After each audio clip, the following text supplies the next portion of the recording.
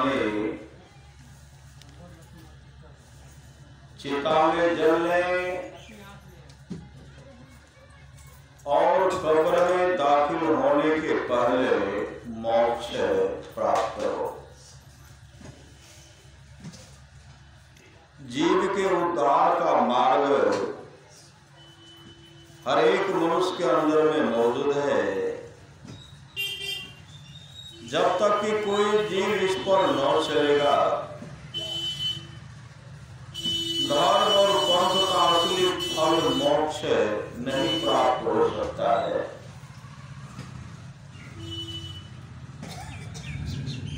वैदिक धर्मी, मुसलमान, ईसाई कुछ बने रहो, परंतु दुनिया में सुख दुख भोगते हुए अंतर बिना अभ्यास किए एक दिन भी मत रहो।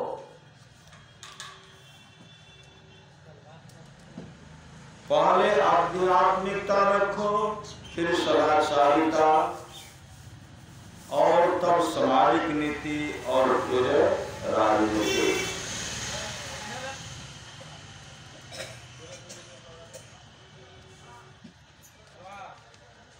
जिस देश के लोगों में आध्यात्मिकता अधिक होगी, वहां के लोग अधिक सदाचारी होंगे। जहां के लोग सदाचारी होंगे, वहां की सामाजिक नीति अच्छी होगी,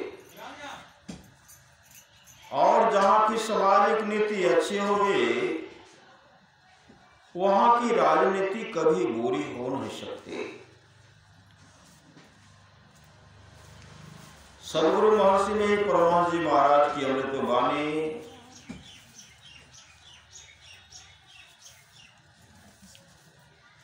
यह सुंदर मनुष्य शरीर पाकर जो क्षणिक विषय सुख में लवलीन रहते माते रहते हैं और इसी में अपना कुशल समझते हैं, वे अत्यंत भूल है।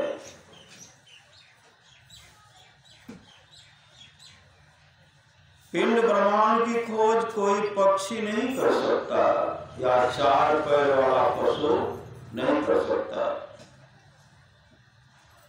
इसकी खोज मनुष्य ही कर सकता है, इसके अतिरिक्त दूसरा कोई कर ही नहीं सकता। यह विश्वास मत करो कि केवल भौतिकवाद से ही शांति और संतुष्टि मिलेगी। ऐसा कभी नहीं हुआ, और न कभी होगा, और न कभी होने वाला है। भौतिकवाद से संतुष्टि आज तक किसी को मिली है? किसी को नहीं।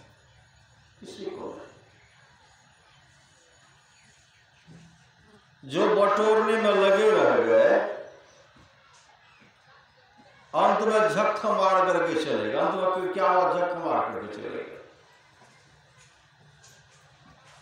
परमाराज सदगुरुराज एक कहानी सुनाया करते थे।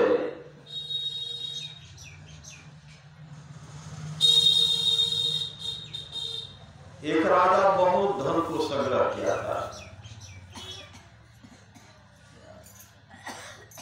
राजा के मन में वो सब तो हमको कर देता है, लेकिन मेरे अंदर, मेरे राज में जो यह समुद्र बह रहा है, बिना कर दिए ही हमेशा बह रहा है। इस पर भी चढ़ाई कैसे भी कर मानना चाहिए। विचार किए, सिपाहियों को लेकर के चले गए, समुद्र पर चढ़ाई कर दिए। वहां जाकर के गोला बारूद बरसाना प्रारंभ कर दिए। समुद्र देवता प्रकट हो गए। समुद्र देवता को प्रकट होकर कहते, राजन, मेरे अंदर में रहने वाले जीव को आप बहुत परेशान करते, बहुत की मृत्यु हो रही है। कम से कम मेरे अंदर जो जीव जंतु रह रहे हैं, कम से कम उनको भी शांति से रहने के लिए दीजिए। बहुत जीव जंतु मर गए। आपको चाहिए क्या, आप बोलिए। राजा क्या कहते हैं, देखिए आप मेरे राज्य में बह रहे हैं,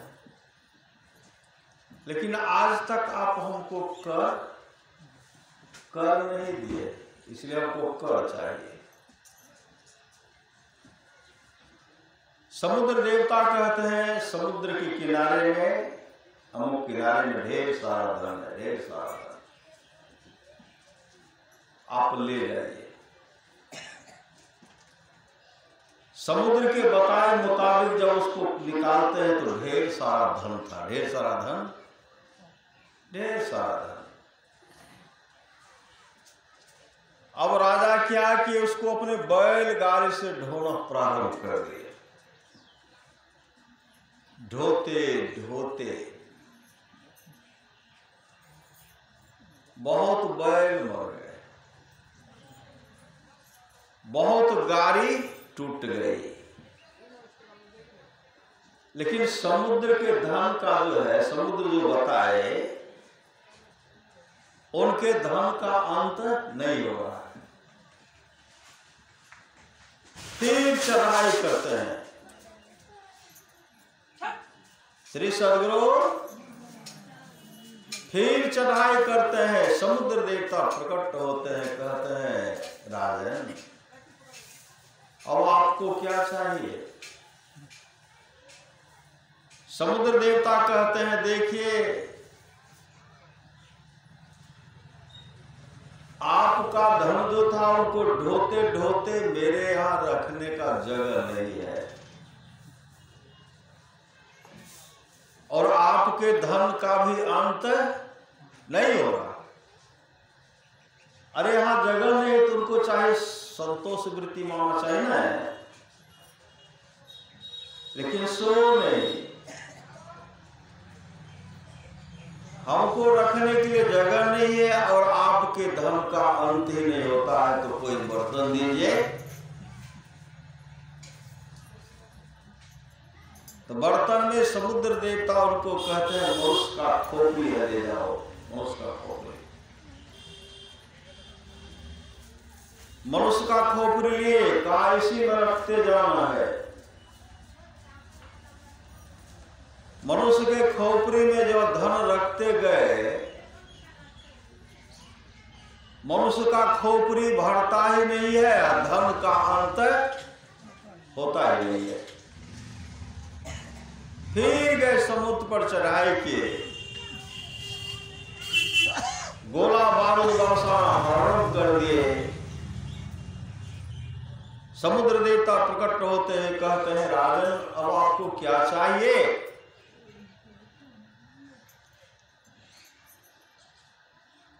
तो राजा कहते आप ऐसा बर्तन दिए हैं वह भरता ही नहीं है, और समुद्र में जो धन है उसका अंत होता ही भी नहीं है। कोई उपाय बताइए जिससे मेरा धन भर जाए।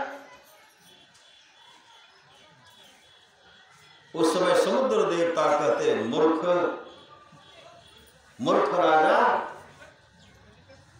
मनुष्य की खोपड़ी भी कहीं कहीं भरती है,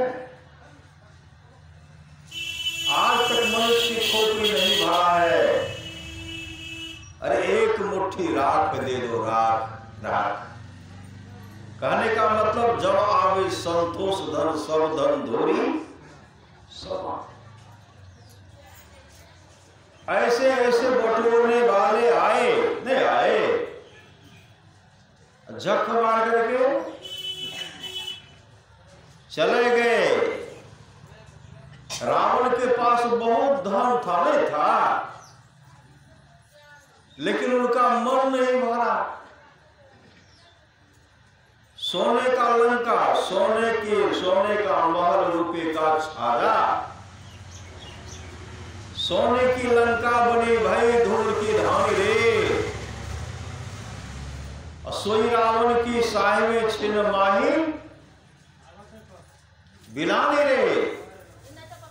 नाम सुमर नर बाब रे तेरी सदा न दैया। इसलिए नाम का सुमरन संत महात्मा लोग कहते हैं पागल, नाम का सुमरन करो, नाम का सुमरन।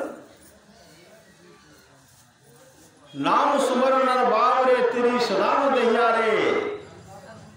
यह माया को कौन की, यह संपत्ति आज तक किसी के साथ गया है? नहीं गया। यह माया को कौन की केकरे संग लागी रे। गुदरी सी उठ जाएगी, चित्रा चित्रा हो जाएगा, कोई कुछ नहीं बचेगा। गुदरी सी उठ जाएगी, चित चेत अभागी रे। सोने की लंका बनी भई धूल की धानी रे। सोई रावण की साहिबी छिन्न माही बिलानी रे। सोरह जोजन मध्य में चले छत्र की छाए रे। सोई दुर्योधन मिल गए माटी के माही रे। भव सागर में आए के कछु क्यों न नेकारे। यह जीरा अनमोल है गौरी में फेंकारे। कहे कबीर पुकार के यहाँ कोई न अपना रे। कोई अपना नहीं है। यह शरीर भी आपका नहीं है। यह शरीर न आपका है न मेरा है। इसने इस शरीर से कुछ काम कर ली, कुछ काम। कैसा काम? शुभ काम कीजिए, शुभ काम। संत महात्मा लोग कहता है संसार के लोगों, संसार में ऐसा काम करो मरने के बाद दफनाने या जलाने वक्त 2 आंसू बहा दे। फलाना ऐसे थे, फलाना ऐसे थे। मतलब शुभ कर्मी होकर के रहिए, अशुभ कर्मी होकर के मरिए। गोपीचंद को आप लोग जानते हो। गोपीचंद बहुत सुंदर, बहुत सुंदर। रात में पानी में गुलाब का ढेर सारा पंखुड़ियां देते थे। गुलाब का एक तो पानी अपने मुलायम मुलायम है कि नहीं, उसमें गुलाब का पंखुड़ियां देते थे। गुलाब का पंखुड़ियां भी मुलायम और उसमें इत्र देते थे। इत्र पानी में गुलाब का पंखुड़ियां देते थे, इत्र देते थे। तब दिन में स्नान करते थे। गोपीचंद स्नान कर रहे थे। मां छत पर से देख रहे थे। मां छत पर से देख रहे थे। देखते देखते मां के आंख से आंसू टपक कर गोपीचंद के शरीर पर गिरा। गोपीचंद के शरीर पर गिरता है। मां छत के ऊपर देखती हैं तो गोपीचंद छत के ऊपर देखते तो मां रो रही है। गोपीचंद के शरीर पर जो आंसू गिरा, गर्म आंसू था। गोपीचंद छत के ऊपर देखते हैं तो मां रो रही है। दौड़ पड़े मां के पास और चरण पकड़ कर रोने लगे और कहने लगे, मां क्यों रो रही हो? गोपीचंद की मां ने कहा, बेटा कोई बात नहीं है। गोपीचंद ने कहा, मां आपके आंख में आंसू और कोई बात नहीं है। आंसू का कारण बताओ मां, रोने का कारण बताओ। जब तक आंसू का कारण नहीं बताओगे, रोने का कारण नहीं बताओगे,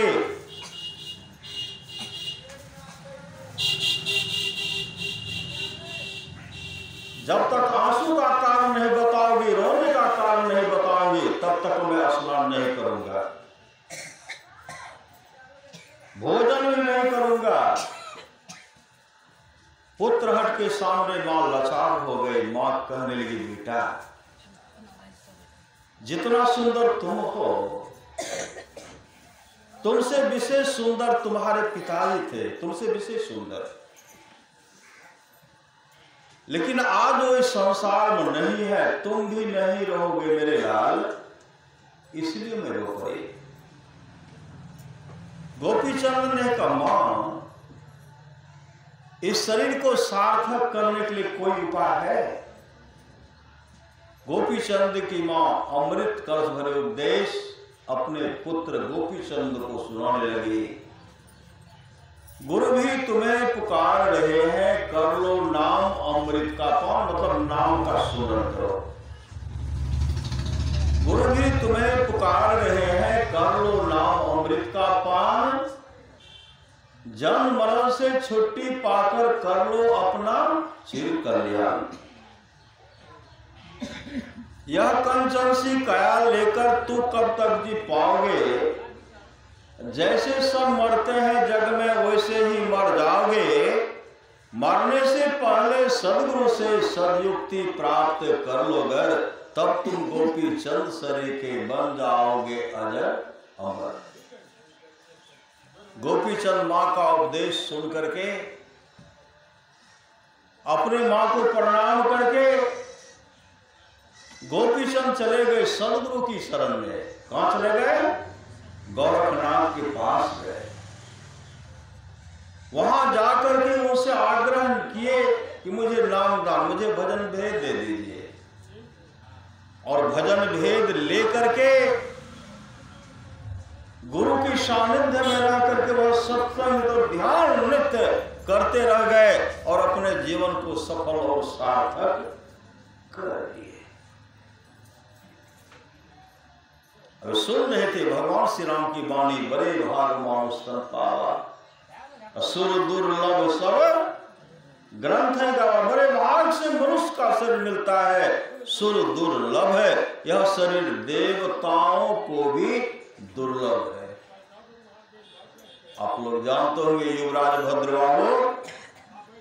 युवराज भद्रबाहु बहुत सुंदर थे, बहुत सुंदर। राजमहल से कभी निकलते नहीं थे, नहीं निकलते थे। संजोग से एक दिन की बात है, युवराज भद्रबाहु मंत्री पुत्र सुकेश के साथ राजमहल से निकले और टहलने लगे। आगे जब बढ़ते हैं देखते हैं एक जगह बहुत आदमी घेरे हुए थे, चिता जल रहे थे, चिता जल रहे थे।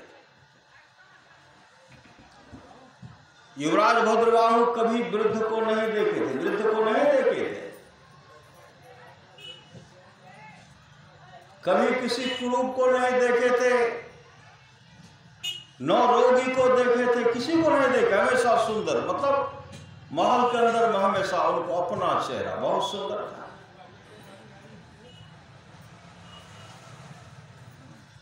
एकाएक उनको देखते हैं कि आदमी बहुत घेरे हुए, कौन है? युवराज भद्रबाहु को, सुकेश यहाँ क्या हो रहा है? ये सब कौन है? अब देखिए मनुष्य को भी नहीं पाता है। कोई वृद्ध भी गए, कटिहारी में वृद्ध भी चले गए, सब जाते हैं। कोई युवा वृद्ध भी चले जाते हैं। तो गए तो देखते सबको वृद्धावस्था में। कुछ मंत्री सुकेश कहते युवराज आदमी मर गया है, उसको जला रहे। युवराज भद्रबाहु कहते हैं मनुष्य मरता भी है, उसको पता ही नहीं था कि मनुष्य मरता भी है। मनुष्य मरता भी है। मंत्री सुकेश कहते हैं हाँ मनुष्य मरता भी है, उसको जलाता है। कहाँ जलाता भी है? युवराज भद्रबाहु कहते हैं तब सुंदर शरीर नहीं होगा, सुंदर शरीर नहीं होगा। अगर सुंदर शरीर रहता तो शरीर को रखा जाता। कैसे रखेंगे? रख पाएंगे? सुंदर शरीर रहता तो सुंदर शरीर को रखा जाता। कुरूप शरीर है इसलिए उनको जला करके राख कर रहे हैं। युवराज भद्रबाहु जब इस तरह कहते हैं, मंत्री सुकेश कहते हैं युवराज कितना भी सुंदर सुडौल शरीर हो, वह एक न एक दिन वह शरीर वृद्धावस्था को प्राप्त करते हैं। हाथ में झुर्रियां पड़ जाती हैं, लाठी का सहारा लेना पड़ता है। तरह तरह शरीर की नश्वरता के बारे में उनको बताए। दांत झड़ जाते हैं, कान बहने लगते हैं, नाक से नाला गिरने लगता है। 4 दिन रखने के बाद शरीर सड़ने लगता है, गलने लगता है, दुर्गंध होने लगती है। परिवार के लोग क्या करते हैं, शरीर से दुर्गंध नहीं निकले उसके लिए जला करके राख कर देते हैं। दुर्गंध अगर रखेंगे तो दुर्गंध होगी, जला करके राख कर देते हैं।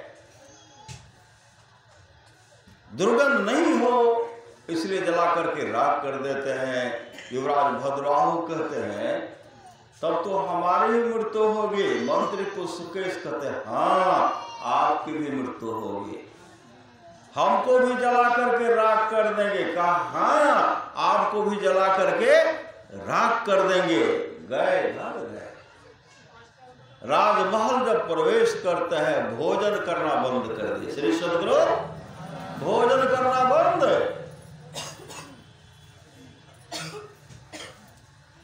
और सोच रहे हैं कि यह सुंदर शरीर से जीवात्मा निकल जाएगी, इस शरीर को जला करके राख कर देंगे। यही सोच में लगे काफी कमजोर हो गए, काफी कमजोर। राजा साहब उनके पिताजी राजा साहब बड़े बड़े वैद्य हकीम डॉक्टर को बुलाकर उनका इलाज करवाते हैं, लेकिन उनको ठीक होना चाहे ठीक नहीं होकर के काफी कमजोर हो गए। अंत में राजगुरु को बुलाए। जब राजगुरु आए राजगुरु को समझाते हैं युवराज अब तो राजा तुम ही बनोगे, तुम ही राजा बनोगे। इस तरह रहोगे तो प्रजा का भरण पोषण कैसे होगा, प्रजा का देख रेख कैसे होगा। महाराज अब तुम ही को राजगद्दी पर बैठाएंगे, इस तरह रहोगे, इस तरह करोगे तो राजपाट कैसे चलेगा। उसी समय वो पहले कुछ बोलता नहीं था, बोलने बंद कर दिया। तब कहते हैं युवराज भद्रबाहु कहते हैं गुरुदेव आप तो कह रहे हैं कि विशाल राजपाट कैसे चलेगा, प्रजा का भरण पोषण कैसे होगा। हम तो यह सोच रहे हैं कि शरीर से जीवात्मा निकलेगी, शरीर से जीवात्मा निकलेगी, इस शरीर को जला करके राख कर दिया जाएगा,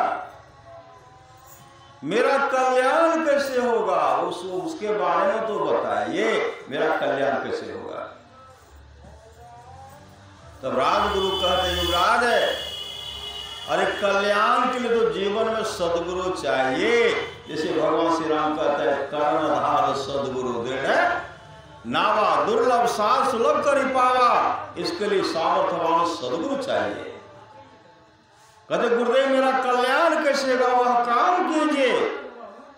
राजगुरु सच्चे सदगुरु को बुलाए, उनसे उनको भजन भेद दिलाए। भजन भेद लेने के बाद मुस्तेदी के साथ ध्यान भजन किए। युवराज भद्रबाहु मोक्ष को प्राप्त किए। मोक्ष साधन धाम मोक्ष कर द्वारा पाई न जेहि परलोक संवारा। यह शरीर साधनों का धाम और मोक्ष का द्वार है।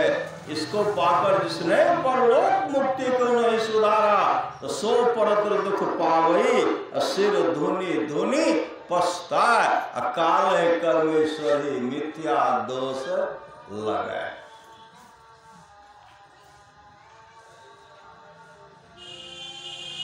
मरने के बाद क्या होगा, मृत्यु होगी।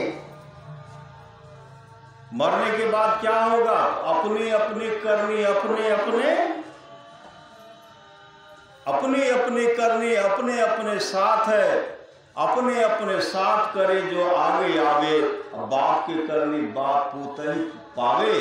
जोरू की करनी जोरू खसम खसम को फलता, अपने ही करने से जीव भवजल पार उतरता। नेकी बदी है संग और न संगी कोई, देखो बुझ विचार संगे जई है दो। पलटू करने और के नहीं और के बात, हम करेंगे दूसरे के सिर पर जाएंगे, ये होने वाला नहीं। पलटू करने और के नहीं और के बात है, अपने अपने करने अपने अपने साथ है। धनानी भूमो पशुओं गोष्ठी, नारी गिरे द्वारे सकाश मकाने।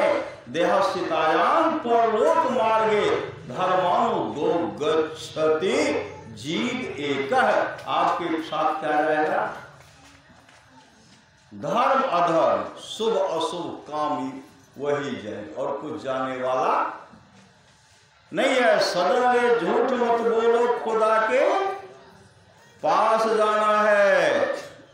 न हाथी है न घोड़ा है, वहां पैदल ही जाना है। खुदा के पास जाएंगे, परमात्मा के पास जाएंगे, जीवन में आप शुभ काम करेंगे, विमान पर चढ़ करके चले जाएंगे। जमदूत जाएंगे, जब लोग जाएंगे जमपुरी में, जमदूत क्या करेंगे? हाथ में हथकरिया लगावे, कमर में रसरिया हो, आगू पीछू जम लेने जाए, जम बेदम करते हुए लेके चले जाएंगे। अभी चल रहा है काजू किशमिश, मानव का शरीर क्या सब खाते हैं? काजू किशमिश, रस, कदम, कच्चा पक्का, सब चलता है। जीवन में शुभ काम नहीं करेंगे, पीप भी नसीब नहीं होगा, पीप भी नसीब नहीं होगा। जब जमदूत पकड़ेंगे, हाथ में हथकरिया लगावे, कमर में रसरिया हो, आगू पीछू जम लेने जाए, मुख से निकलेंगे, हे भार्या, हे पुत्र, हे कुटुंबियों, हे सगे संबंधियों, कोई तो मुझे जम की फांस से बचा। कौन बचाएंगे? आप अपने जीवन में जो सुख अशुभ कर्म करेंगे, उसी से आपको मुक्ति मिल सकती है। यह सुंदर शरीर, भगवान बुद्ध कहते हैं, यह मानव का शरीर, सुंदर शरीर जो है, कुछ ही क्षण में बिजान लट्ठे की तरह पृथ्वी पर पड़ा रह जाएगा। इसका हार अलग हो जाएगा, अलग हो जाएगा। जलाने के बाद राख है, दफनाने के बाद सड़ेंगे, जीव जंतु भोजन करेंगे, विष्ठा बन जाएगा। नित्यानंद स्वामी कहते, किस पर करत गुमान, घमंड जो करते हैं वो, किस पर करत गुमान रे मनमान हमारे, हार चाम का बनाया पिंजरा, सकल पुरुष भर नारे, तिसको तुम अपने करवानो, यही भूल बर भारी रे मनमान हमारे। 2 दिन की है चमक चाम की, सो तुले हो बिचारे, बिना विचार कछु सार मिले न, सार सकल चितियारे। 2 दिन का है जिना जगत में, सो तू जाने अनारे, भव सागर से तरना है तो हो अतिशय होशियारी। होशियार हो जाइए, नहीं तो जम बेदम कर देंगे। इसमें संशय मत मन राखो, यह सत भजले भारी, के अलमस्त नित्यानंद स्वामी, कहे तो से में सारी, आप तो खुद गिरधारी रे मन मान हमारे। आप लोग जानते हैं, सच्ची घटना है। एक फकीर बाबा फरीद आ रहे थे,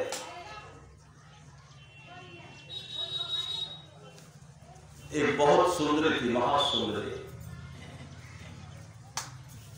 एक दासी को कोड़ा से पीट रहे थे। दासी कह रही थी कि अब फिर इस तरह की गलती नहीं करूंगी। वो पिटाई बंद करते नहीं थे, पूरे शरीर के चाम को छलनी कर देते।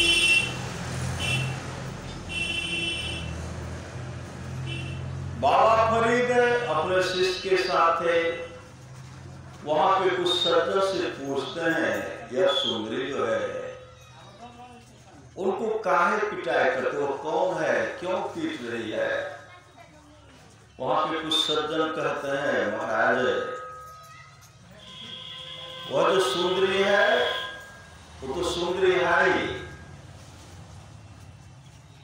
बड़े घर की है, वो सुंदरी भी है, जमीन जायदाद है, लेकिन वो जिसको पीटे वो दासी का काम करती है।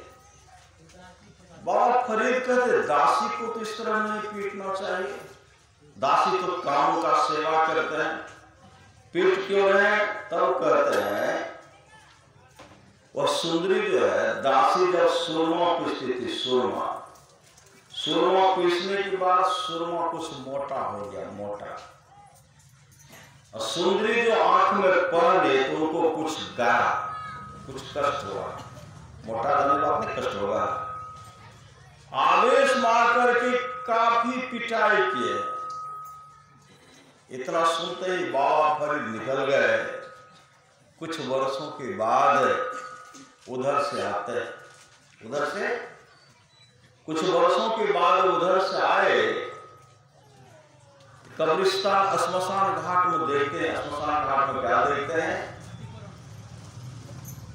बहुत खोपड़ी पड़ा हुआ है। एक खोपड़ी है जिसमें चिड़िया घोंसला बना करके, चिड़िया भी है, चिड़िया का अंडा भी है, बच्चा भी है। एक बार में कई बार चिड़िया उस खोपड़ी में घोंसला बना लिए, अंडा दिए, बच्चा हुआ, बहुत बच्चा उड़ गया। यह बच्चा उड़ने वाला, फिर भी अंडा दे दिए। देखते हो? कहा गुरुदेव देख तो रहा हो। कहा किसकी खोपड़ी है? कहा गुरुदेव हमको पता नहीं है। बाबा फरीद कहते उसी सुंदरी की खोपड़ी है जिसके आंख में मोटा सुरमा के जाने के बाद उनको कष्ट हो रहा था। आज उसी सुंदरी के खोपड़ी में चिड़िया घोंसला बना करके रह रही है। कई बार अंडा दिए, बच्चा हुआ, उड़ गई, अब भी है। अभी शरीर में आत्मा रहने के बाद लोग बहुत लोग ऐसे दूसरे का सम्मान भी करते हैं। अपने जीवन के बागडोर को सदगुरु के हवाले करके ध्यान भजन भी करते हैं। बहुत ऐसे लोग हैं जो दूसरे से झगड़ा करते हैं, दूसरे को सताने में लगे रहते हैं। इस सताने वाले की हालत है। कोई आंसू पोंछने वाला है, इसके लिए देखो तो कोई संत महात्मा लोग कहते शरीर की सुंदरता पर कभी घमंड मत करो। सूरदास जी महाराज कहते जा दिन मन पंछी उड़ गई है, तादिन तेरे तन तरवर के सभी पात झर गई है। तीन नामतन विष्ठा कृभय नातर खाकर उड़ी है। जिन पुत्रन को बहुधि पालियो देवी देव मन रही है। तेहिले बास दियो खोपरी में शीश फाड़ी बिख रही है। नर्व को धर जो जन नहीं गुरु के जव के मारे। जय है जो गुरु के दुलारे नहीं है, गुरु के प्यारे नहीं है। जम उनको घसीट करके लेके जाए। जम के मारक जी है सूरदास भगवंत भजन बिनो वृथा से जन्म गमई है। जा दिन मन पंछी उड़ गई है। परमारा शुरुआत करते जौन निज घट रस चाहो। अंदर के आनंद को, अंदर के रस को प्राप्त करना चाहते हो तो अपने को पांच पाप से हरदम खूब बचाओ। है एक झूठ नशा है दूसर, तीसर नारी पर के हो। चौथी चोरी पंचम हिंसा, दिल से इन्हें अलगाओ। मैं ही सहज है इनसे वचन चाहो। तो गुरुपद टहल कमाओ। कहते पांच पाप से बचना चाहते हैं, गुरु के आज्ञा का पालन कीजिए। एक झूठ नशा है दूसरा।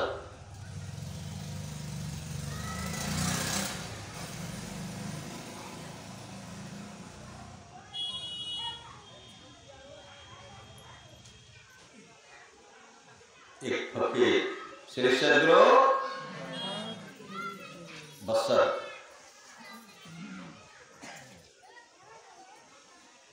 बाद में बहुत बड़े फकीर बन गए। फकीर कौन बनते हैं? फिक्र सबको खा गया, फिकर सबका पीर, फिकर को फाका करे ताका नाम फकीर। बसर हमेशा शराब पीते थे, नशा में धूत, नशा में मातते रहते थे, हमेशा 24 घंटा नशे में रहते थे, नशा में। एक दिन की बात है, बसर नशा की अवस्था में आगे जा रहे थे। एक कुरान का पन्ना था, कुरान का पन्ना, उसमें लिखा हुआ था, खुदा जमीन पर गिरा हुआ था। कुरान का पन्ना फट गया था, जमीन पर नीचे में गिरा हुआ था। बसर देखते हैं कि कुरान का पढ़ना है, कभी नमाज भी नहीं पढ़ते थे, नमाज नहीं पढ़ता।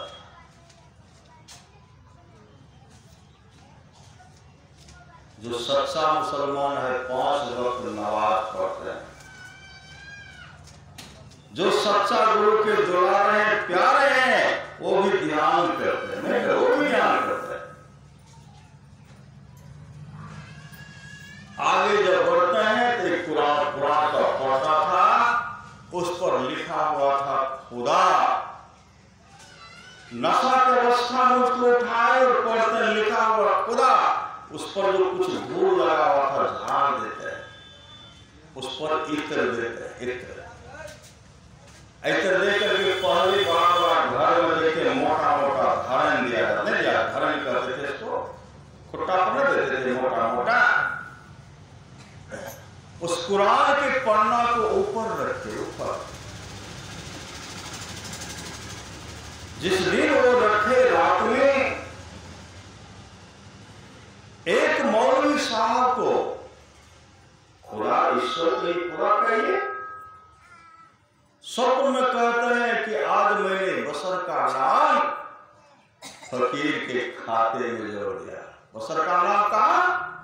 फकीर के खाते में जोड़ दिया और देश का बहुत बड़ा फकीर बन गया।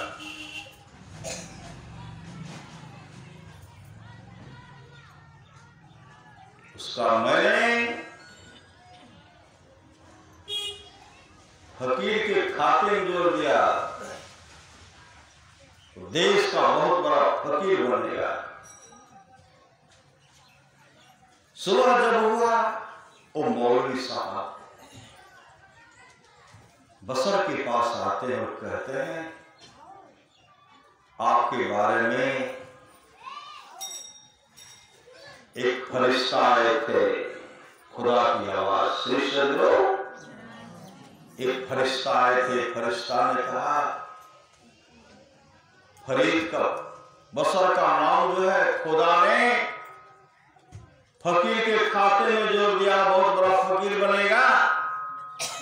क्योंकि नशा के अवस्था में भी जो मेरे नाम का सम्मान करता है, नशा की अवस्था में भी जो मेरे नाम का सम्मान करता है, जो नशा को छोड़ देगा वो मेरा कितना बड़ा सम्मान करेगा। जैसे उनको कहते हैं, उसी समय बसर प्रतिज्ञा कर ले कि आज से मैं नशा का सेवन, शराब, आज से मैं शराब नहीं पीऊंगा, नहीं पीऊंगा, नहीं पीऊंगा। शराब पीना छोड़ दिए, शराब पीना छोड़ दिए और मस्जिद में जाकर के 5 वक्त नमाज पढ़ने लगे, मिलाद करने लगे। जैसे लोग सत्संग करते हैं, वो कहते हैं मिलाद, सत्संग करने लगे और अपने जीवन को सत्संगमय बना लिए, सत्संगमय बना लिए। जब वो चलते थे, अब वो क्या करते हैं, चप्पल पहनना, जूता पहनना बंद कर दिए। अब जूता भी नहीं पहनते हैं, चप्पल भी नहीं पहनते। क्यों? उनको सर्वत्र खुदा ही खुदा दिखलाई पड़ रहा था। जूता पहनूंगा, चप्पल पहनूंगा, सामने तो खुदा को देख रहा हूं। अगर चप्पल पहनूंगा तो मेरा चप्पल कहां चला जाए, इसलिए मैं चप्पल नहीं पहनूंगा, जूता पहनना छोड़ दिए। और जानते हैं, जब वो चलते थे तमाम लोग उनका सम्मान करते थे, तमाम लोग मनुष्य करते ही चौपाया भी करते थे। चौपाया जैसे गाय बैल भैंस को हम लोग खोलते हैं, नहीं खोलते हैं, बकरी को खोलते हैं ना, उनका लिहाज चौपाया भी करते थे। चौपाया गाय बैल बकरी भैंस सड़क पर कभी लीद गोबर भी नहीं करते थे। चल रहे हैं, कहीं सड़क पर लीद नहीं करते थे। उनके मन में होता था फकीर बसर अगर टहलते आएंगे उनके पांव में गोबर लीद लग जाएगी, इसलिए वो सड़क पर पाखाना करना बंद कर देते, या तो जहां जोड़ते थे वहां, नहीं तो खुले जहां मैदान में जहां वो चलते थे वहां जाकर के गोबर करते थे। चौपाया भी उनका लिहाज करते थे। बहुत वर्षों के बाद एक लोग देखते, किसी ने देखा कि सड़क पर लीद है, बहुत दूर में लीद है। उनके मन में हुआ कि लगता है अब बाबा बसर नहीं है। अगर बाबा बसर रहते तो चौपाया जो है, जानवर जो है सड़क पर लीद नहीं करते। तब पता जब लगाए तो पता लगा तो 1 साल पहले फकीर बसर का शरीर छूट गया। देखिए 1 साल पहले शरीर छूटा, अभी भी चौपाया उनका लिहाज करते हैं।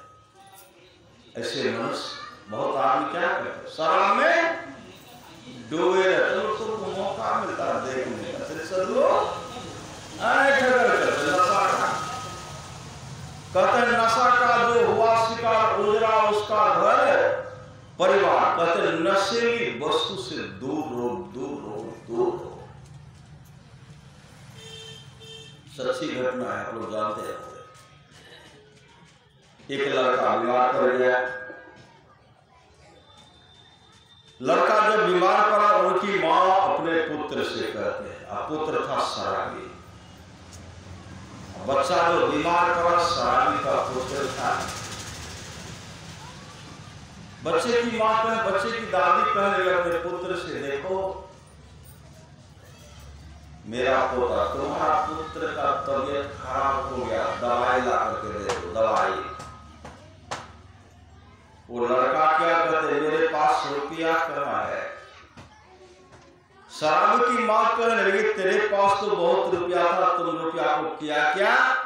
शराब कहते हैं सब रुपया का शराब पी गया, सब रुपया का शराब पी गया। कहता है तेरा पुत्र बीमार है, उसको दवा का व्यवस्था करो। कहा हमको तो कोई देगा ही नहीं। कहा कोई व्यवस्था करो, कहा हमसे नहीं होगा।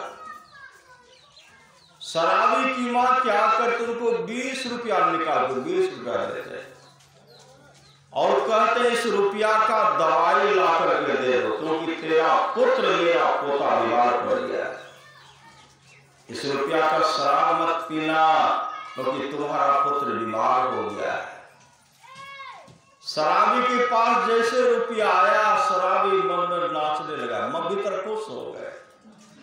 इस रुपया का भी शराबी पीऊंगा, इस रुपया का भी शराबी पीऊंगा। आगे बढ़ रहे हैं।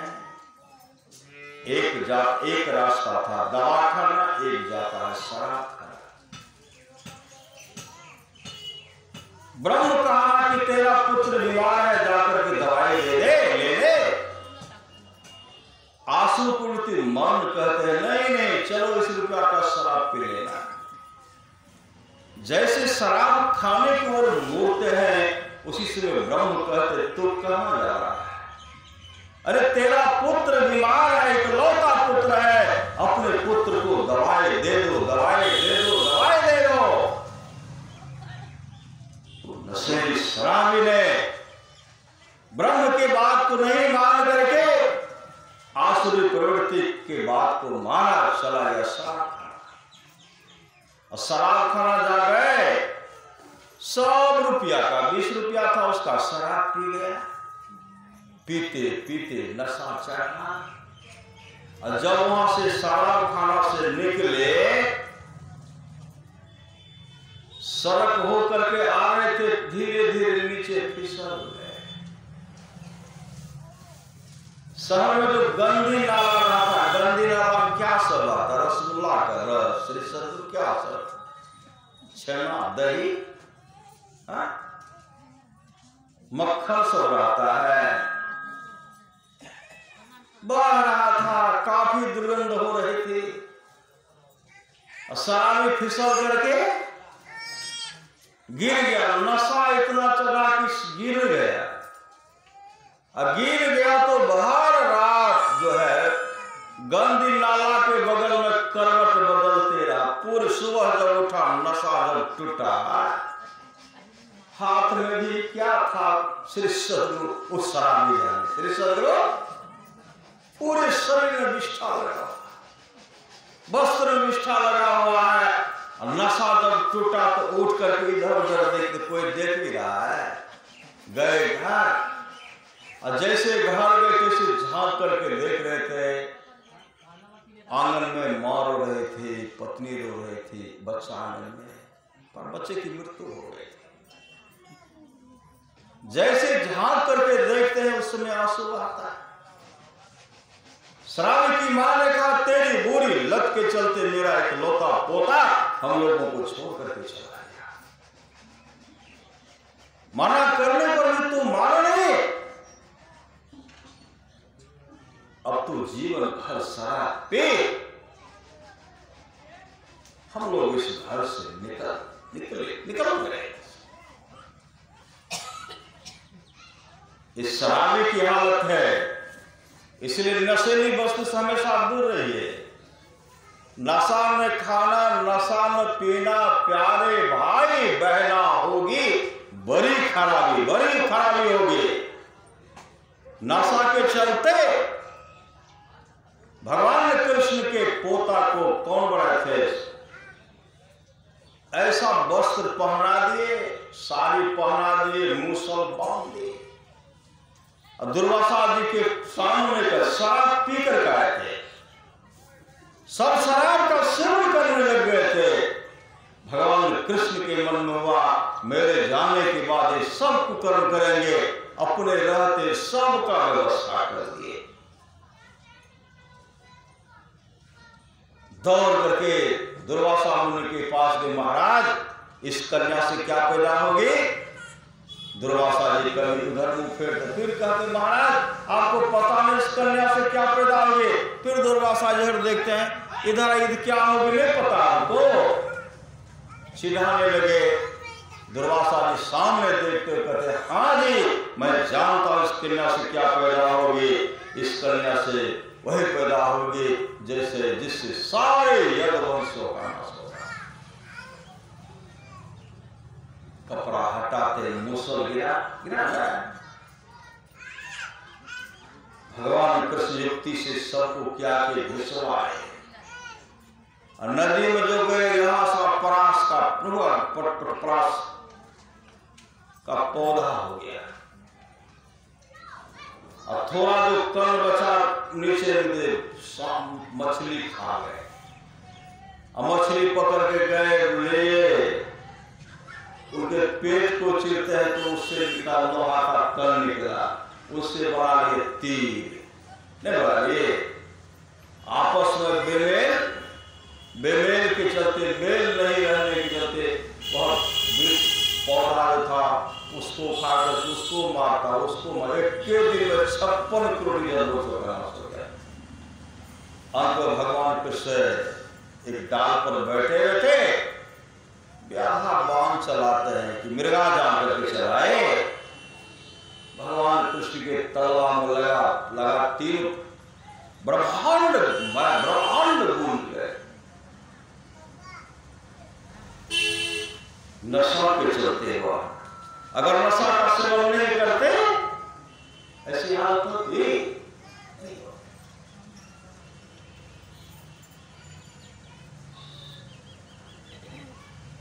भगवान बुद्ध आनंद के साथ, श्री सद्गुरु भगवान बुद्ध आनंद के साथ सुबह में टहलते हुए जा रहे थे। देखते हैं कि एक वृक्ष है, वृक्ष के नजदीक बहुत जूठा पत्थर है, जूठा पत्थर। एक लड़का बहुत सुंदर, उनकी पत्नी बहुत सुंदरी, और सुबह हम उठ करके क्या करते हैं, जूठा पत्तल को एकत्र करके जो जूठा एक पत्तल पर लेते हैं और पत्ता को दोनों मिल करके चाटते हैं। भगवान बुद्ध मुस्कुराने लगे, आनंद करते बनते, आप क्यों मुस्कुरा रहे हैं? भगवान बुद्ध कहते हैं, देखो आनंद, नवयुवक नवयुवती को देखते हो, कहाँ बनते, पहचानते हो, कहाँ नहीं बनते। भगवान बुद्ध कहते नौलखा सेठ का पुत्र है, नौलखा सेठ का पुत्र और उसकी पतोह है बनते। नौलखा सेठ के पुत्र वधू की हालत, भगवान बुद्ध कहते लड़का बहुत सदाचारी था। जब तक नौलखा सेठ जीवित रहे परिवार को लेकर के चले, और जब नौलखा सेठ संसार से चल बसे, कुछ शराबी वहां आना जाना शुरू कर दिए। नौलखा सेठ के पुत्र के सामने शराब का बोतल ले जाते और शराब का बड़ाई करते, बोतल को ऐसे चमकाते और बड़ाई करते। पीने में बहुत आनंद आता, पीने में बहुत आनंद आता, इतना बड़ाई के नौलखा सेठ का पुत्र कहते क्या है, कहा शराब है, कहते कैसा लगता है, कहते पी करके देखो, चख करके देखो। पहले दिन पिलाए तो मुंह को ऐसे घुमा लिए, कहते नहीं इसमें कुछ कचरी खाओ, कचरी का झालदार व्यवस्था कराए, मुंह को घुमाते रह गए। होते होते इतना आदत लगा दिए, शराबी तो पहले अपना साथी बनाते, नहीं बनाते हैं, साथी बनाए। शराब पीते पीते नौलखा सेठ पुत्र का सारा धन बर्बाद हो गया, पतोह भी शराब पीने लगी, यह सेठ पुत्र भी शराब पीने लगा।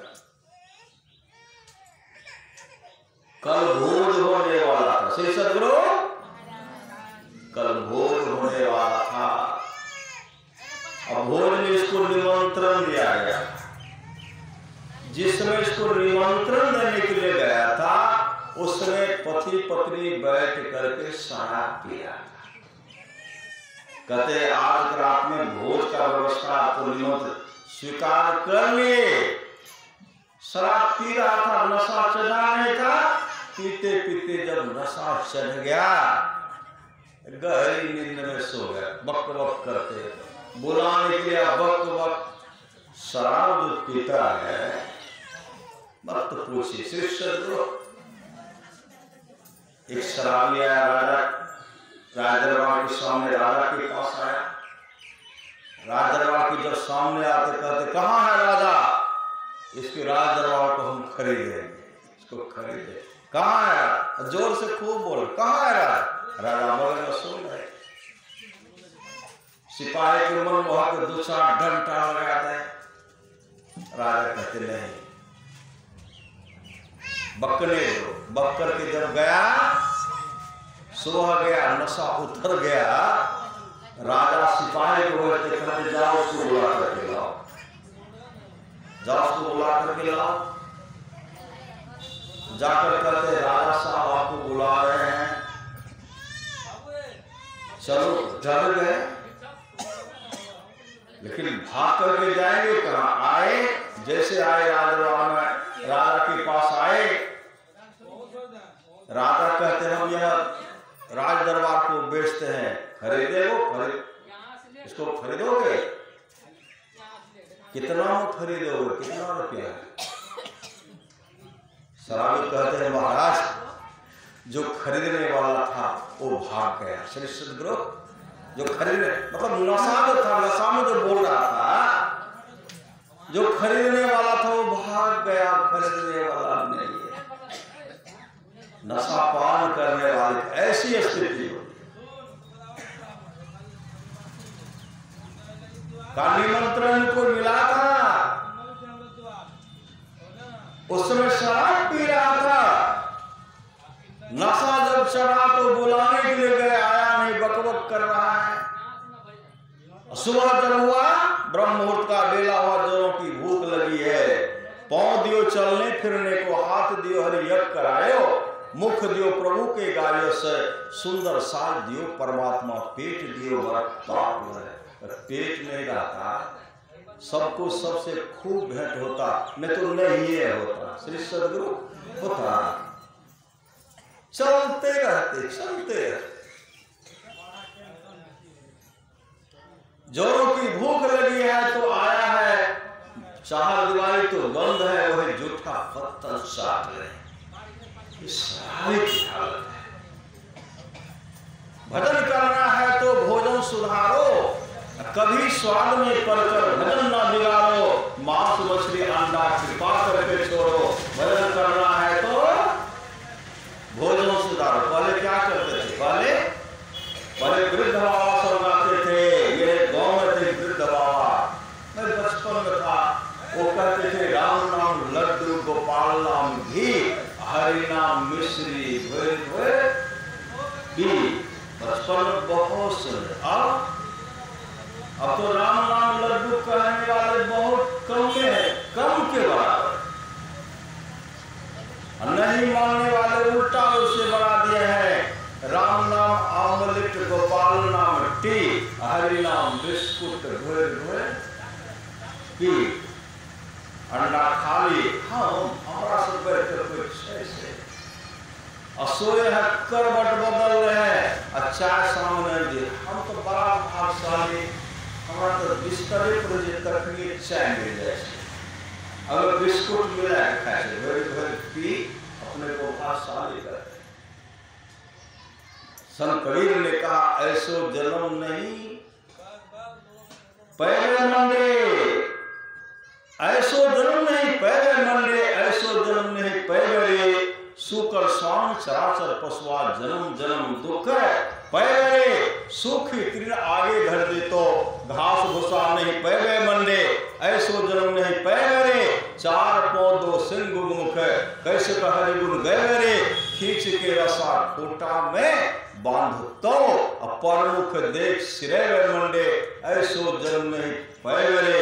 इसलिए कर रहा है संसार के लोगों, क्षण भंगुर है काल तेरी, क्या माने पड़ते थे, क्षण भर में ही विरस जाएगी जो बालू की भेंट। बलि विक्रम बेनु दधीची गए, पार्थ गए जिन भारत ठाना, बाली गए बलराम गए, जिनके कखरी 10 कंठ लुकाना, गए दुर्योधन जंदुरे 64 कोस का छत्र समाना, धरा का प्रमाण यही तुलसी फाला सो झारा बारा सो उतारना।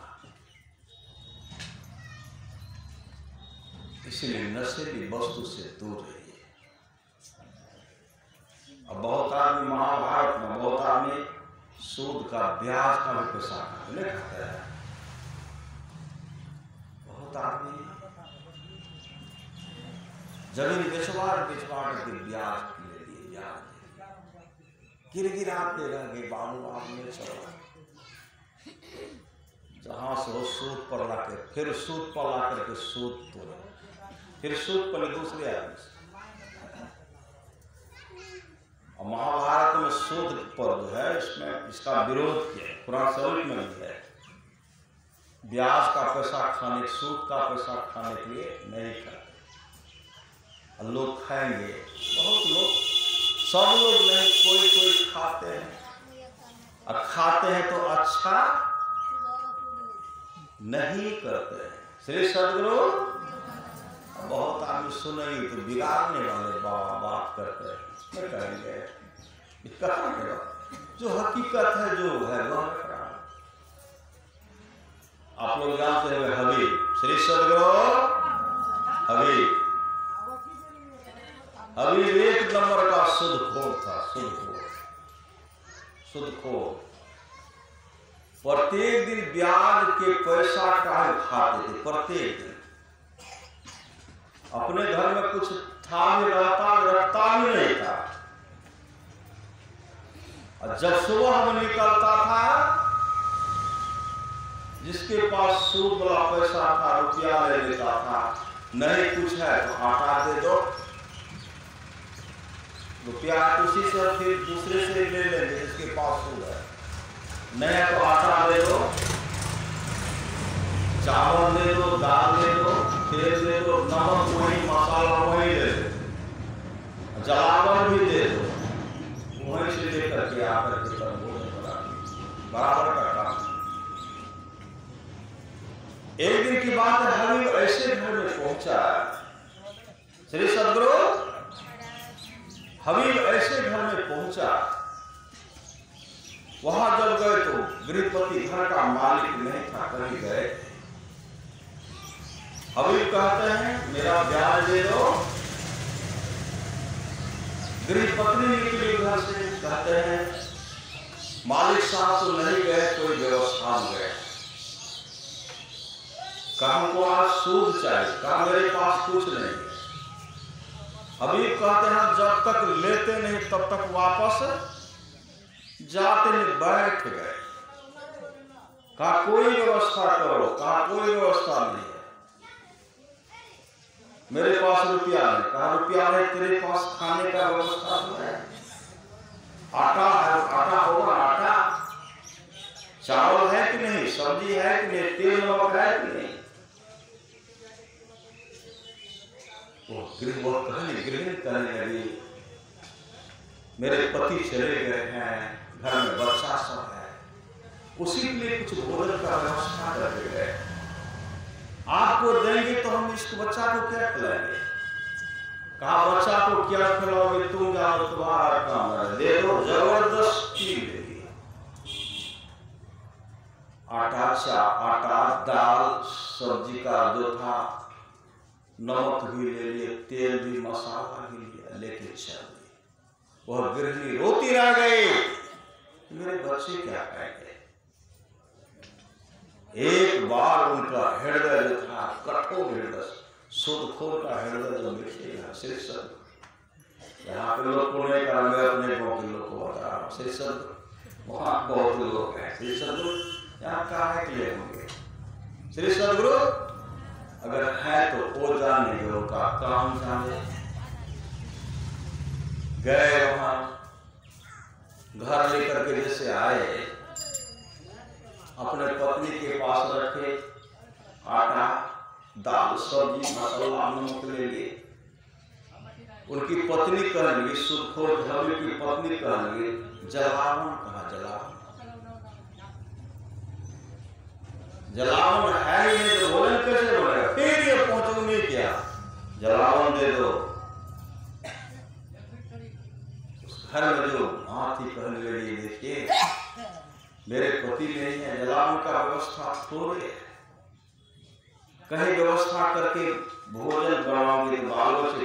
कहा तुम अपना व्यवस्था करना, तो जबरदस्ती जलावन लेकर के चले आए, पत्नी को दिए, पत्नी भोजन बनाए, कहता स्नान कर लीजिए। जैसे स्नान करने के लिए जा रहे थे उसी समय एक भिखारी आता है, श्री सद्गुरु एक भिखारी उधर से आए। भिखारी जैसे आए तो भिखारी क्या करते हैं, थोड़ा हमको भोजन दे दो, थोड़ा हमको भोजन दे दो। हबीब क्या कहते हैं, मेरे घर में तो खाने का व्यवस्था है ही नहीं, हम तुमको कहां से देंगे। तो भिखारी कहते थोड़ा दे दो, थोड़ा। हबीब कहते एक बार कह दिया कि कुछ नहीं मिलेगा, मेरे घर में कुछ भी नहीं है, निकलते हो कि नहीं निकलते हो। उनको निकाल दिए, उस सज्जन चले गए। श्री सद्गुरु उस सज्जन चले गए, भोजन बन करके तैयार है। हबीब स्नान करके आए, पति पत्नी एक ही जगह बैठ करके खाते। जैसे हंडी को खोलते हैं उसमें से परोसेंगे, न उसमें दाल है न सब्जी है, कोई भजिया, कोई कुछ नहीं है, पूरे हंडी में मांद खून भरा। काफी दुर्गंध हो रही, काफी दुर्गंध। पत्नी कह रही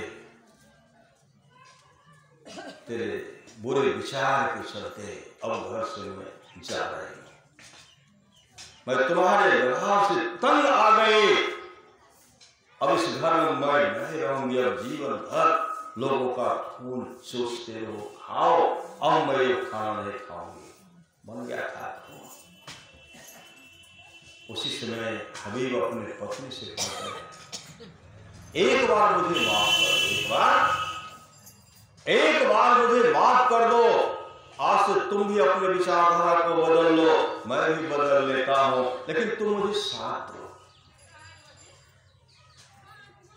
आज से हम किसी के सामने हाथ नहीं फैलाएंगे, किसी के हम मांगने के लिए नहीं जाएंगे। सोच क्या, आज से मूलधन भी नहीं लेंगे, मूलधन भी नहीं लेंगे, तुम मुझे कम से कम साथ दो। पत्नी कहने लगी, इस पर इसमें मैं आपको साथ दूंगी। कभी नमाज नहीं पढ़ते, कभी नमाज नहीं पढ़ते, कभी नमाज पढ़ते ही नहीं थे। उस दिन क्या करते हैं, वो नमाज पढ़ने वाले टोपी होता है, लेकर के जैसे जा रहे थे, फकीर हसन के पास आ रहे थे। हसन टोपी लेकर के जैसे जा रहे थे, कुछ लड़का सब खेल रहा था। लड़का सब क्या कहते हैं, देखो शुद्ध खोर हबीब आ रहा है, अगर उसका धूल हम लोगों के शरीर पर पड़ा तो हम लोगों को दोजख, हम लोग को नरक जाना पड़ेगा, नरक जाना पड़ेगा, इसलिए हटो, जल्दी से हटो। इतना सुनते हबीब तो अपने पूरे शरीर को ऐसे सुकड़ते हैं, सिर को झुकाए हुए गए। सब लड़का ठहाका मार रहे हैं। हबीब गए, फकीर के पास गए, वहां जैसे गए, वहां जाकर के नमाज पढ़े। नमाज पढ़ करके जब पुनः वापस आते हैं, वही लड़का कहते, देखो हबीब कभी जीवन में नमाज नहीं पढ़ा, आज हबीब नमाज पढ़ करके आ रहा। हम लोग जहां वहीं रहो, अगर हम लोगों का धूल उनके शरीर पर गया तो हम लोग को नरक में जाना पड़ेगा, क्योंकि हबीब आज तौबा करके आ रहा है, उन पर धूल नहीं जाना चाहिए। सब इस तरह जो बोल रहे थे, उसी समय हबीब आगे बढ़ते हुए कहते हैं, या अल्लाह, क्या तेरी कुदरत है, कुछ पहले जो मेरा अपमान करते थे, आज जब मैं नमाज पढ़ करके आ रहा हूं, ये लोग मुझे सम्मान करते हैं। उसी दिन से सच्चा नमाजी हो गए, वो नमाज पढ़ना प्रारंभ किए और अपने जीवन को सत्संगमय बना लिए। लाल में जीवन को सत्संगमय बना लिए और सच्चा फकीर बन गए। हबीब सुदकोर से फकीर हबीब बन गए। समय की एक ठोकर ही बदल देती है जीवन को। जो ठोकर शीघ्र समझे, समझाने से क्या होगा, मुसीबत तो टले मर्दानगी के ही थपेरों से, मुकद्दर के भरोसे बैठ, पछताने से क्या होगा, तो मुट्ठी बांध कर आया था खाली, हाथ जाएगा, भला मालिक करोड़ों का, कहलाने से क्या होगा। हम लोग देखते हैं कहां कहां जाते हैं, सब धाम जाते हैं, जाना भी चाहिए, जाना भी चाहिए, लेकिन भगवान राम वशिष्ठ जी का संवाद है, जो वाणी विचार के द्वारा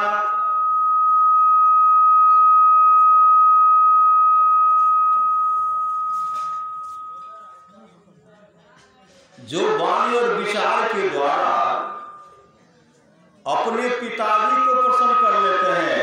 आहार व्यवहार से अगर पिताजी खुश हो जाते हैं तो ब्रह्मा विष्णु महेश खुश हो जाते हैं। अगर पिताजी खुश, ब्रह्मा विष्णु महेश खुश हो जाते हैं। जो वाणी विचार के द्वारा अपने मां को प्रसन्न कर लेते हैं, लक्ष्मी सरस्वती पार्वती जी खुश हो जाती हैं। जो भाई भाई प्रेम से रहते हैं, तमाम देवता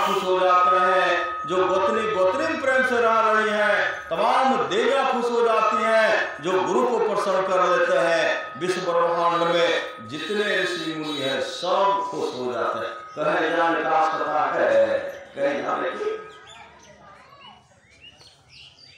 इसलिए आपस में मेल से रहिए, भाई भाई से मेल से रहिए, माता पिता का सेवा कीजिए, सास ससुर का सेवा कीजिए, पति का सेवा कीजिए। स्त्री के लिए उनके घर में सास ससुर पति जो है ईश्वर के तुल्य है, ईश्वर के तुल्य है। जो गुरु से युक्ति लेकर के अपने पति की सेवा करेगी, सास ससुर की सेवा करेगी, माता पिता का सेवा करेगी, ईश्वर भजन करेगी, वो मोक्ष को प्राप्त करेगी। मोक्ष को ऐसे लोगों के लिए मोक्ष नजदीक है। आप लोग जानते होंगे हसन, श्री सदगुरु हसन दो भाई था, दो भाई। अब दोनों भाई क्या करते, समय निकाल करके एक रात दिन वो सेवा और दूसरी रात दिन दूसरा भाई सेवा करते थे, जग करके मां का सेवा करते थे। हसन कल रात भी से कल दिन में रातों भी सेवा किए थे। आज का समय उनके बड़े भाई का है, तो बड़े भाई क्या कहते हैं, हसन आज मेरा मन करता भर रात जो है मिलाद करो, सत्संग करो, नमाज पढ़ूंगा, कुरान पढ़ूंगा। एक काम करो, आज रात फिर तुम ही मां का सेवा करो। हसन हाँ भर दिए। जैसे हाँ भरते हैं, बड़ा भाई था चले गए। बड़ा भाई क्या करते हैं, बड़ा भाई चले गए कुरान पढ़ने के लिए, नमाज पढ़ रहे हैं, मिलाद सत्संग कर रहे हैं। सुबह जब भर रातों मां का सेवा की। सब सुबह जब हुआ, एक आवाज होती है, एक आवाज, आज मैंने हसन को बख्श दिया। बख्श का मतलब होता है मोक्ष, मोक्ष। आज मैंने हसन को बख्श दिया, मोक्ष दिया। और उनके बड़े भाई का नाम लेकर कहते जाओ, मैंने उनको माफ कर दिया, उनको बख्शा, मैंने उनको माफ कर दिया। हसन भी सुन रहा था, उनका बड़े भाई भी सुन रहा था।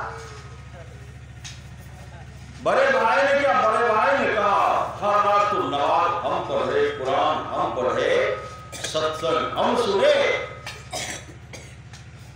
हसन तो न नमाज पढ़ा, न कुरान पढ़ा, न मिलाद सत्संग सुना, न किया। उसको मोक्ष हमको माफ कर दिया। फिर आवाज आती है कि जो मां का सेवा करता है और मेरा सेवा करता है, जो मां का सेवा करता है वो मेरा सेवा करता है। माय से बढ़कर दूजा प्यार नहीं छे, आवाज मां जरा माय नहीं छे। मां के मां के दूध से बढ़ करके कोई दूसरा मिठाई नहीं है।